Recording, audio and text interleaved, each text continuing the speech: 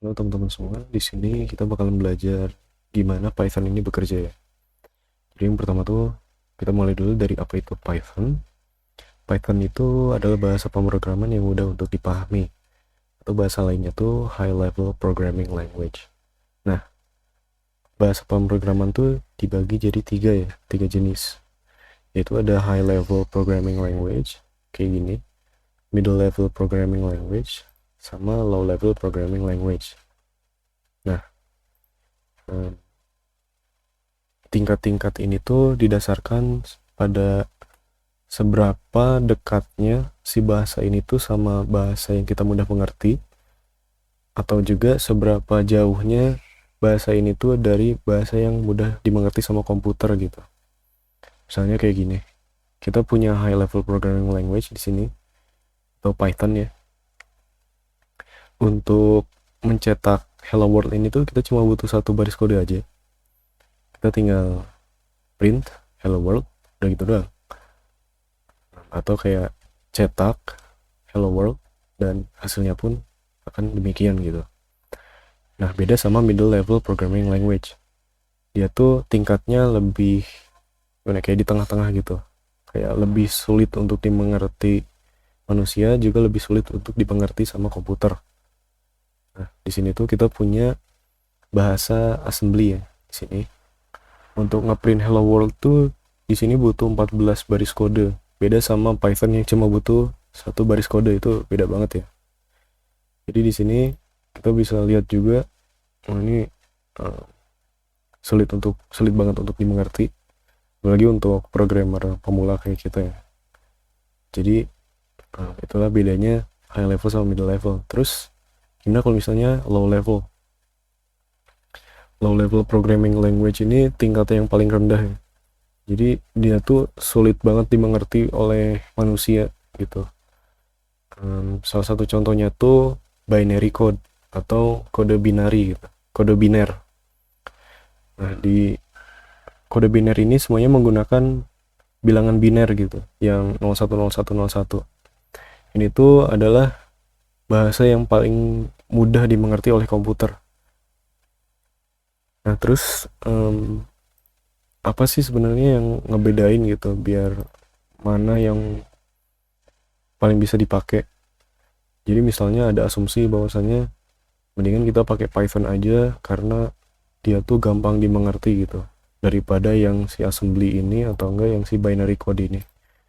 Sebenarnya semua bahasa pemrograman tuh punya kelebihan sama kekurangannya masing-masing gitu, sama punya fungsi digunakannya tuh di mana aja gitu. Jadi untuk Python ini, karena dia itu mudah dimengerti sama manusia tapi sulit dimengerti untuk komputer, jadi dia tuh nggak bakalan bisa jalan di komputer-komputer yang jadul atau komputer yang kecil gitu. Dia tuh cuma bisa jalannya di komputer atau laptop kita yang ukurannya tuh gede gitu, atau mungkin komputer yang baru yang keluaran tahun 2015 mungkin. Nah, kalau assembly yang di middle level ini, dia tuh bahasanya lebih sulit dimengerti untuk kita tapi lebih mudah dimengerti untuk komputer gitu. Jadi dia ini bagusnya tuh untuk komputer jadul yang IBM tuh yang tahun 90-an, sama komputer yang kecil gitu yang kayak microcontroller gitu. Nah, terus kalau binary code ini itu untuk komputer yang ini mah udah balik lagi ke zaman Alan Turing gitu, yang masih pakai bilangan biner 0101. Nah, tapi karena dia ini penggunaannya beda kayak tadi di komputer jadul sama komputer yang udah lebih baru, jadi dia tuh dalam konteks performa dia tuh pastinya berbeda juga mereka ini. Yang Python ini karena dia high level, jadi performanya itu bisa dibilang lebih lambat gitu daripada si middle level sama si low level ini. Nah, karena nanti kita bakal bahas ya si performa ini. Jadi ingat-ingat aja, high level, middle level, low level ini performanya berbeda-beda. Oke, lanjut. Python itu merupakan bahasa yang diinterpretasikan atau interpreted language. Nah, bahasa pemrograman juga dibagi jadi dua ya. Yang tadinya dibagi jadi 3, sekarang dibagi jadi 2 lagi. Jadi ada yang namanya tuh compiled language sama yang interpreted language. Nah, bedanya apa? Kalau interpreted language itu source code kalian atau codingan kalian tuh bakalan diterjemahin gitu. Kode kalian tuh bakalan diterjemahin satu-satu ya dari atas ke bawah. Jadi kode yang bisa dibaca oleh komputer gitu. Terus di output. Nah, misalnya kayak gini. Kalian punya 8 baris kode. Nah, kodenya itu bakalan diterjemahin satu-satu dari atas ke bawah. Kode pertama diterjemahin di output, kode kedua diterjemahin output, 3 terjemahin output, dan seterusnya. Contohnya tuh kayak gini. Kita punya perintah hello world ya kemarin. Ganti aja. Jadi kayak gini.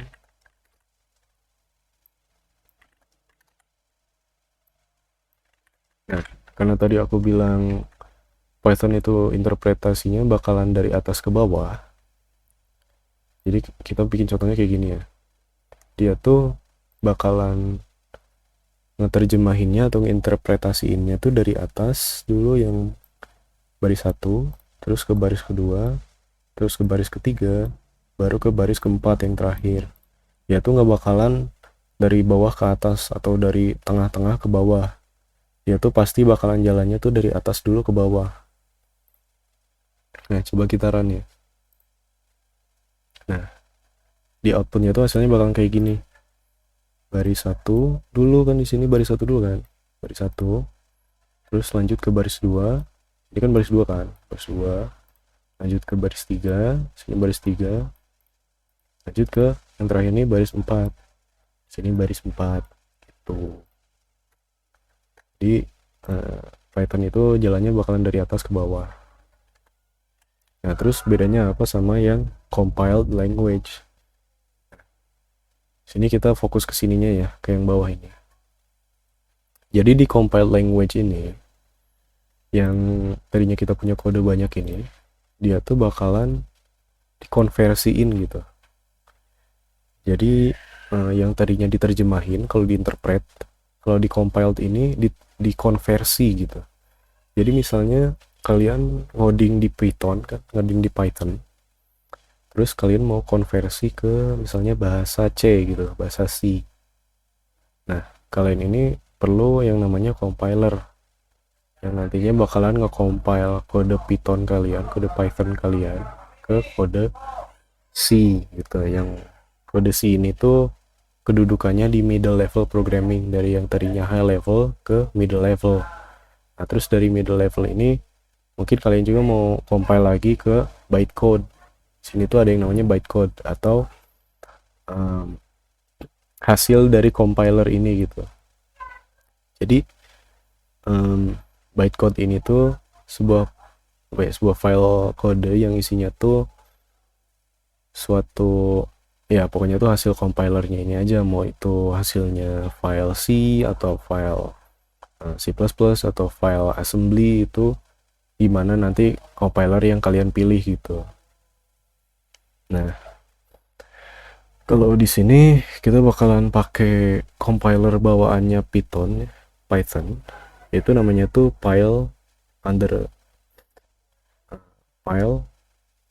PyCompile pokoknya. Iya. Nah, namanya tuh PyCompile. Nah, terus si PyCompile ini tuh bakalan nge-compile source code kita, ngekonversi ya, jadi bytecode yang nantinya tuh jenis filenya tuh PYC ya, atau Python C.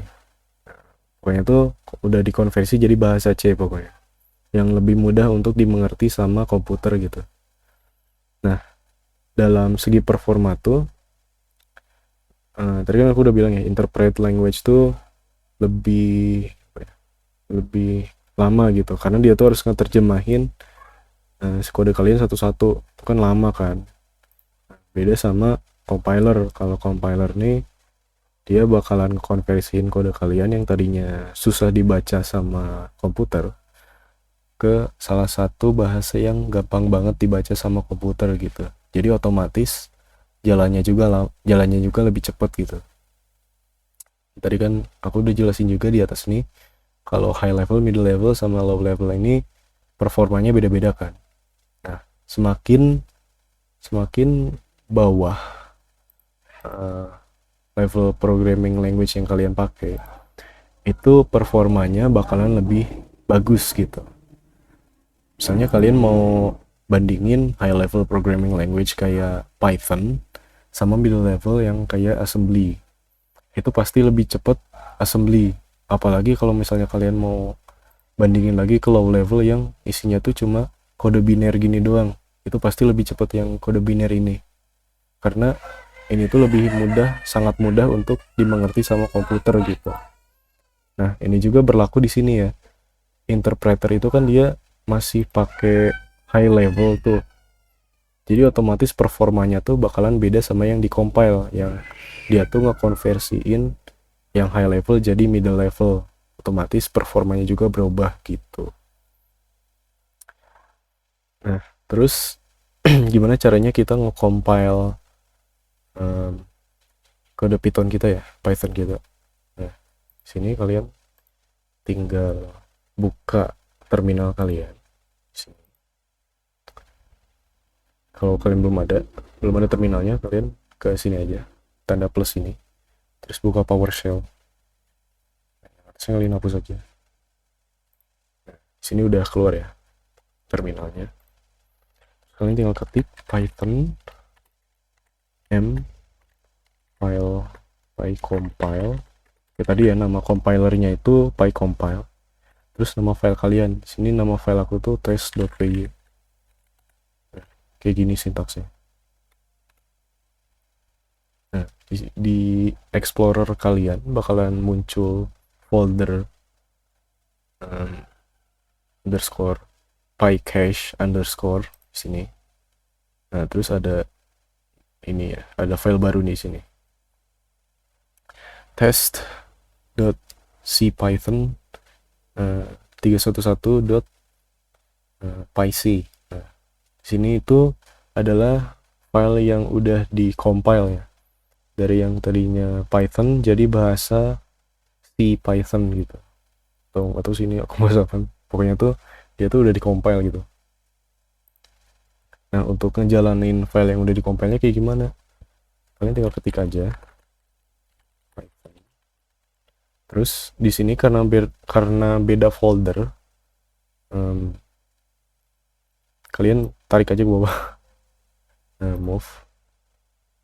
Nah, karena ininya udah ada, kalian tinggal kasih aja nama file kalian kayak biasa gitu, s.c.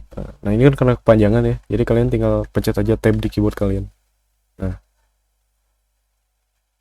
terus kalian pencet enter. Nah, otomatis kodenya bakalan berjalan kayak biasa. Baris 1, baris 2, baris 3, baris 4. Sesuai kan sama yang di sini. Tapi dalam konteks performa, ini tuh berbeda jauh. Mungkin untuk pembuktiannya kalian bisa cari sendiri, karena sini aku nggak mau jelasin terlalu banyak. Yang penting sekarang materinya itu compiler. Itu hasil compile-nya itu kalau dijalanin bisa lebih cepat daripada yang sebelumnya, yang sebelum di compile ini. Oke. Compiling udah beres. Sini ya. Terus mari kita praktikan. Coba kalian buka VS Code atau PyDroid 3 kalau kalian pakai HP ya. Atau kalau kalian males buka dua-duanya itu, kalian buka aja programmis.com. Nah, sekarang kita bakal belajar sintaks di bahasa Pintor. Sintaks itu kayak struktur bahasanya gitu. Ya, misal kayak gini. Sintaks Python untuk mencetak frasa hello world. Sini kan dari tadi kita pakainya print, terus hello world, print hello world gitu aja terus. Terus maksudnya tuh apaan sih? Nah, di sini aku bakalan jelasin. Jadi print itu tuh adalah sebuah fungsi atau perintah yang digunakan. Terus tanda kurungnya ini tuh sebagai penanda apa yang mau digunakan dalam perintah itu. Terus di dalam tanda kurungnya tuh ada isi perintahnya gitu, atau argumen yang digunakan. Nah, itu kalau kalau bahasa Indonesia kayak gini. Tolong cetak hello world gitu. Jadi ini tuh kan perintahnya kan, cetakin kayak kita ngobrol biasa aja gitu. Cetakin dong hello world gitu. Kalau misalnya ini nggak ada isinya gimana? Nah, nanti dia tuh bakalan nanya, cetakin dong. Ntar si interpreternya bakalan nanya, cetakin apaan gitu. Kalau misalnya ini nggak ada, makanya kita harus ngasih isi perintahnya gitu. Cetakin dong hello world. Nanti interpreternya langsung ngerti gitu. Oh, dia tuh nyuruh aku untuk menyetak hello world ini. Nah, lanjut ke ini. Python ini dinamis. Ya, maksudnya dinamis itu apa? Python ini merupakan bahasa pemrograman yang tipe variabelnya ini diperiksa pada saat programnya itu berjalan. Jadi dia tuh nggak perlu menyatakan tipe data apa gitu yang kita gunakan. Nah, karena dia tuh bakalan terdeteksi otomatis pada saat programnya kita jalankan. Jadi kayak gini. Kalau misalnya kita mau bikin variabel hewan misalnya. Kita kalau di C++ tuh kalian perlu, maksudnya di bahasa yang lain tuh kalian perlu nyatain tipe datanya dulu gitu. Misalnya kalian mau integer, tipe data integer, misal hewannya tuh ada 9 gitu. Kalau di Python ini nggak perlu, kalian tinggal tulis aja hewan, terus nilainya atau jumlahnya tuh ada berapa, misalnya ada 9 kayak tadi. Udah, ini kayak gini doang gitu. Kalau misalnya kalian nggak mau integer gitu, maunya string, ya udah tulis aja gitu, tapi harus pakai tanda kutip ini, tanda kutip, misalnya kambing. Ini kalian udah langsung ya, jadi si interpreternya tuh bakalan langsung ngerti gitu. Oh, ini tuh karena nilainya string, jadi otomatis dia tuh tahu bahwasanya tipe datanya itu string gitu. Nggak harus kita spesifik kasih tahu dia gitu. Nah, untuk sedikit pembuktian ya, kita cetak si variabel hewan ini.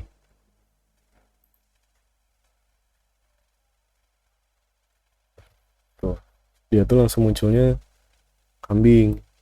Kenapa? Karena interpreternya udah tahu kalau si hewannya itu nilainya adalah sebuah string yang stringnya tuh berisi kata kambing gitu.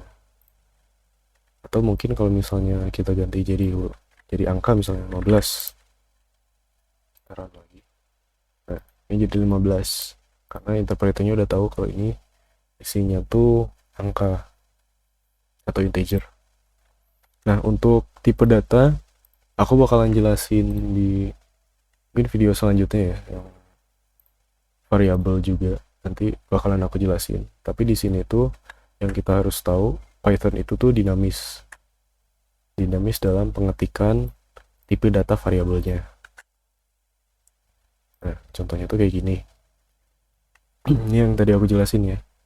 Ini kita ada nama variabel sama dengan nilai variabel.